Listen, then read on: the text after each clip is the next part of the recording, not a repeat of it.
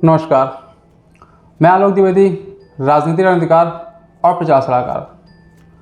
दोस्तों, आज हम बात करने वाले हैं ओम प्रकाश राजभर के एक आरोप पर। उन्होंने एक न्यूज़ चैनल में इंटरव्यू देते हुए बताया कि अखिलेश यादव कहीं न कहीं योगी आदित्यनाथ से डरते हैं, और इसकी जो वजह उन्होंने बताई वह है कि 5 जून को जब योगी जी का जन्मदिन था, तब अखिलेश यादव और स्वर्गीय मुलायम सिंह यादव जो है वो एक गुलदस्ता लेकर के योगी जी से मिलने गए थे।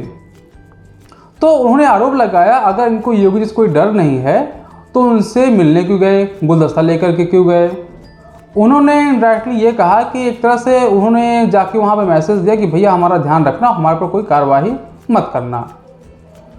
उसके पीछे बहुत बड़ी वजह जो उन्होंने बताई कि गोमती रिवर फ्रंट जिसकी जाँच चल रही है, इसके साथ साथ वो जो खनन की जाँच चल रही है। सीधा आरोप लगाया कि ये जो 2 जांच चल रही है इसमें अखिलेश यादव कहीं ना कहीं फंस सकते हैं, और इसीलिए जो है अखिलेश यादव जो है मुलायम सिंह साथ जाकर के योगी जी से मिले। हालांकि व्यक्तिगत तौर पर मेरा जो मानना है, ये जो मुलाकात होती है इस तरह के नेताओं के बीच में, मैं इसे एक शिष्टाचार मुलाकात से ज़्यादा कुछ नहीं मानता हूँ। एक नेता दूसरे नेता से अक्सर मुलाकातें करते रहे हैं, ट्विटर पर, फेसबुक पर लोग जन्मदिन की बधाई देते रहे हैं। तो अखिलेश यादव की योगी से मिलना मुझे तो डर नहीं लगता है, मुझे तो एक शिष्टाचार मुलाकात लगती है। क्योंकि मैंने खुद भी कई बार सुना है कि जब अखिलेश का जन्मदिन होता है तो योगी जी उनको फ़ोन कर लेते हैं, योगी जी का जन्मदिन होता है तो अखिलेश यादव उनको फ़ोन कर लेते हैं।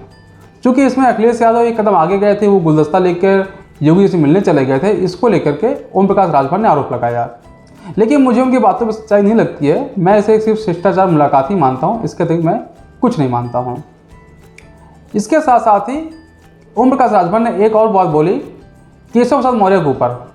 उन्होंने कहा कि 2017 में एक ऐसा माहौल बनाया गया था कि जैसे लगा कि भाजपा जो है केशव प्रसाद मौर्य को वो मुख्यमंत्री बनाएगी। राजभर ने कहा कि मेरी व्यक्तिगत इच्छा थी कि केशव प्रसाद मौर्य जो है वो मुख्यमंत्री बन जाए। उनका कहना था कि केशव प्रसाद मौर्य मुख्यमंत्री बन जाते तो हम अपने समाज की बात और मजबूती तरह से रखते और हम उसको करा ले जाते। राजभर का जो मेन मुद्दा रहा है, जो जिस जाति को राजनीति करते हैं राजभर समाज की, वो चाहते हैं कि राजभर बिंद सहित जो 17 जातियाँ हैं उनको जो है वो एससी में शामिल किया जाए। अभी उत्तर प्रदेश में ओबीसी जातियों में आती है। राजभर की मुख्य डिमांड रही है, इसी लेकर के इनका योगी आदित्यनाथ के सरकार में जब ये कैबिनेट मंत्री थे तो इनका विवाद होता है, और 20 महीने सरकार रहने के बाद जो है ये अपना इस्तीफा सौंप देते हैं। सबसे पहला इस्तीफा ये अमित शाह देते हैं, उस टाइम वो भाजपा के राष्ट्रीय अध्यक्ष थे। उसके बाद दिल्ली में उन्होंने इस्तीफा दिया, उसके बाद सीधा वो लखनऊ गए और राजभवन जाकर के राज्यपाल को इस्तीफा दिया। उसके बाद योगी आदित्यनाथ को उन्होंने अपना इस्तीफा दे दिया था। मेन राजभर की सब यही अदावत रही है कि वो चाहते थे राजभर समाज को जो है वो एससी में शामिल किया जाए। हालांकि जो भाजपा नेता हैं वो दूसरा आरोप लगाते हैं राजभर के ऊपर। वो कहते हैं कि राजभर चाहते थे तो जो जहाँ पर पूर्वांचल जिनका मेन है, जैसे भदोही हुआ, बनारस हो गया, चंदौली हुआ, जौनपुर हुआ, आजमगढ़ हुआ, जहाँ पर राजभर का थोड़ा सा वोट है, वो चाहते थे कि इन जिलों में जो पोस्टिंग हो अधिकारियों की वो उनके हिसाब से हो। भाजपा के लोगों का कहना है कि राजभर जी इसके लिए अपना पैसा लेते थे और इसलिए वो चाहते थे उनके ज़िले में उनके हिसाब से ट्रांसफ़र पोस्टिंग हो। उनके हिसाब से भाजपा ने ट्रांसफ़र पोस्टिंग नहीं की, इसलिए राजभर जो है वो सरकार से बाहर निकल गए। इसमें कितनी सच्चाई है इसको तो सिर्फ भाजपा वाले और ओम प्रकाश राजभर ही जान सकते हैं, क्योंकि ये सिर्फ 2 लोगों के बीच की बात है, इसे तीसरा कोई भी व्यक्ति जान नहीं सकता है। उस पर आप अच्छा एक चीज़ आपने सब नोटिस की होगी, जब राजभर जी जब सरकार में शामिल थे उस वक्त भी जो है वो राजभर जी अक्सर जो है योगी जी से उनकी अदावत की खबरें आती थी, अक्सर वो सरकार के खिलाफ बयानबाजी करते हुए नजर आते थे। उसके बाद इसको जो सामाजिक न्याय समिति राजभर जी ने बनाई थी, क्योंकि उनका मेन मुद्दा था कि भाई जनजाति का जनगणना भी हो, इसको लेकर के जो पुरानी रिपोर्ट थी योगी जी ने बोला उसको हम नहीं मानेंगे, हम नई समिति गठन करेंगे। इसके लिए एक पूर्व जज के नेतृत्व में एक समिति गठन किया गया था, जिनको टाइम दिया गया कि 6 महीने के अंदर रिपोर्ट सबमिट करें। राजभर ने बताया था कि जब 3 महीने हो गए थे और कुछ काम हुआ नहीं, तो उन्होंने जो पूर्व जज थे उनको बुलाया और उनसे पूछा कि भाई क्या काम हुआ। तो इनकी जो है वो पूर्व जज से थोड़ी सी तू मैं होती है। जो पूर्व जज महोदय थे उन्होंने कहा कि आप मुझे जानते हैं कि मैं कौन हूँ।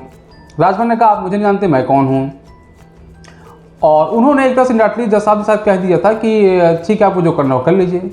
राजभर जी उसके बाद जा करके योगी जी से मिल गए, उन्होंने सारी बात रखी और उन्होंने सीधा कहा कि आपका वध हरस जो है उनके ऊपर है, इसलिए कुछ कर नहीं रहे हैं।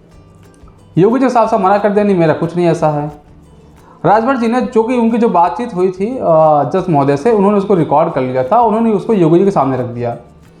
उसके बाद अच्छा जज महोदय आया, उसके बाद उस समिति जो गठन हुआ था उस समिति ने पूरा काम किया और रिपोर्ट सबमिट कर दी।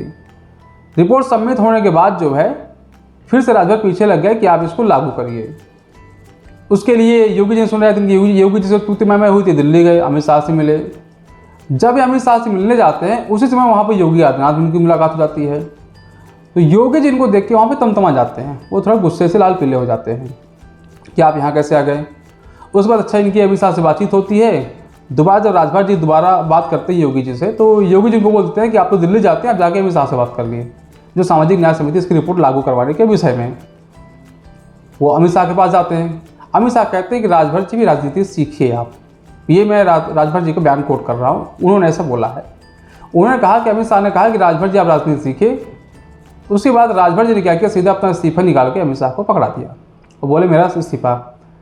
अमित शाह जी ने कहा कि आप मुझे क्यों दे रहे हो, कि जाके आप राज्यपाल को दीजिए, आप योगी जी को दीजिए आप। तो राजभर जी ने कहा नहीं, मैं एक आपको दे रहा हूँ, 2 मेरे पास और रखे हुए हैं, ये मैं जाके वहाँ पे दे दूंगा। उस बाद हालांकि आते हैं और इस्तीफा दे देते हैं।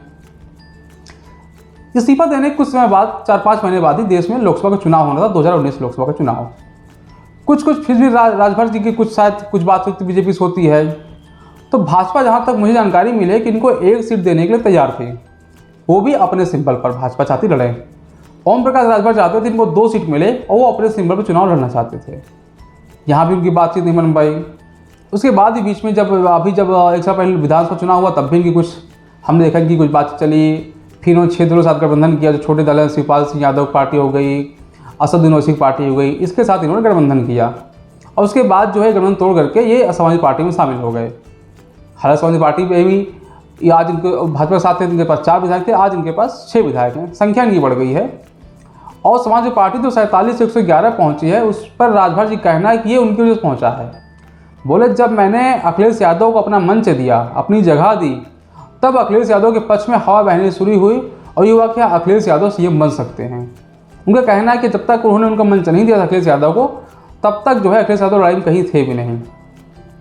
Coat and quote Om Prakash Rajbhar ये भी कहते हैं कि जब मऊ में रैली हुई थी, अखिलेश यादव की रैली कराई इन्होंने ओम प्रकाश राजभर जी ने, तो रैली के बाद अखिलेश यादव ने कहा था कि राजभर जी ऐसा प्रोग्राम तो मैंने कभी नहीं देखा है।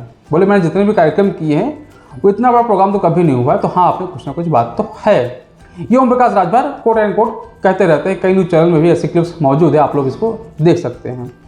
सच्चाई क्या, हाँ ये मैं मौजूद मानता हूँ कि ओम प्रकाश राजभर का पूर्वांचल के बेल्ट पे उनका अपना प्रभाव तो है, इसमें कोई दो राय नहीं है। इसीलिए चाहे भाजपा है, चाहे सपा है या दूसरे दल है, कांग्रेस भी इसमें प्रयास करती रही है कि ओम प्रकाश राजभर के साथ उनका गठबंधन हो जाए। ओम प्रकाश राजभर कहना है कि जो पूर्वांचल जितनी भी 20 लोकसभा सीटें जो हैं, उनमें 50,000 से लेकर 2 लाख वोट तक दिलाने की क्षमता ओम प्रकाश राजभर के अंदर है, क्योंकि वहाँ पे इतने राजभर वोट है। इसमें सच्चाई कुछ हद तक हो सकता है कि कुछ वो बढ़ा चढ़ा के बता रहे हों, हो सकता है 25,000 से 1 लाख राजभर वोट हो, लेकिन हाँ कुछ ना कुछ तो है, ये तो मैं मानता हूँ। अभी राजभर जी की जो इच्छा है ना कि वो चाहते हैं कि 2 सांसद दिल्ली पहुँचे, उसके लिए प्रयास करेंगे कम से कम 3 से 4 सीट उनको किसी दल से मिल जाए। कहीं ना कहीं मुझे उनका झुकाव थोड़ा सा भाजपा की तरफ दिखता है।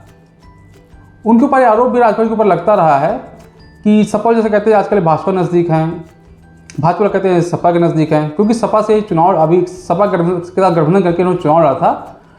चुनाव के कुछ टाइम बाद ये अलग हो गए जो है। अच्छा, राजभर अपनी सफाई में क्या कहते हैं कि जब मैं, चूँकि सरकार में इससे पहले बसपा की सरकार रही है, सपा की सरकार, भाजपा सरकार रही है, तो बोले जब मैं सपा के ऊपर कोई क्वेश्चन उठाता हूँ तो सपा वाले कहते हैं भाजपा के साथ में हैं। ओम प्रकाश राजभर एक बात जो बोली वो मुझे सच लगी। उन्होंने कहा कि प्रमोशन में रिजर्वेशन इसको अखिलेश यादव सरकार ने ख़त्म किया। वो बोले कि जब मैं ऐसा कहता हूँ तो सपा के लोग कहते हैं मैं भाजपा के साथ हूँ। हालांकि उनकी बात तो सही है कि भाई अगर इसका मुद्दा उठेगा तो सपा के ऊपर जाएगी, ये बात तो सच्चाई है। जब उन्होंने ख़त्म किया तो उनकी बात तो आएगी। दूसरा, ओम प्रकाश राजभर कहते हैं कि अगर मैं योगी से मिलता हूँ तो ये लोग कहते हैं कि मैं भाजपा से मिल गया हूँ। तो वो एक चीज़ मजाक पर कहते हैं कि ये करें तो रासलीला, अगर हम करें तो कैरेक्टर ढीला। उसकी पीछे जो वजह है, चूँकि रामगोपाल यादव भी बार योगी जी से मिले थे, अखिलेश यादव मुलायम सिंह भी मिले हैं, तो वही उनका कहना है कि अगर ये मिले तो रासलीला और हम मिले तो कैरेक्टर ढीला। ये ओम प्रकाश राजभर का कहना है। ठीक है, आजकल ओम प्रकाश राजभर ने अपने राजभर समाज के लिए नया वर्ड निकाला है। वो कहते हैं भर बानर। आपको याद होगा कि जब भगवान राम ने रावण के ऊपर विजय प्राप्त की थी उसमें वानरों की पूरी सहायता की थी। तो एक तरह से वही अपने आप को वानर कहना चाह रहे हैं कि हमारे बिना सहायता के कोई सीएम नहीं बन सकता है, एक तरह से वो कहना चाह रहे हैं। लेकिन वो कहना चाह रहे हैं कि वानरों को मिला क्या, मतलब राजभर समाज को मिला क्या है। वही ओम प्रकाश राजभर कहते हैं कि हम सहायता तो करेंगे लेकिन बदले हम कुछ ना कुछ अपने समाज के लिए लेंगे भी। हालांकि एक लंबी लड़ाई है जिनकी चलती रहेगी। एक साल बाद उसका चुनाव है, उसमें हम भी देखेंगे राजभर ओम प्रकाश राजभर जी किधर जाते हैं, सपा साथ जाएंगे या भाजपा के साथ जाएंगे।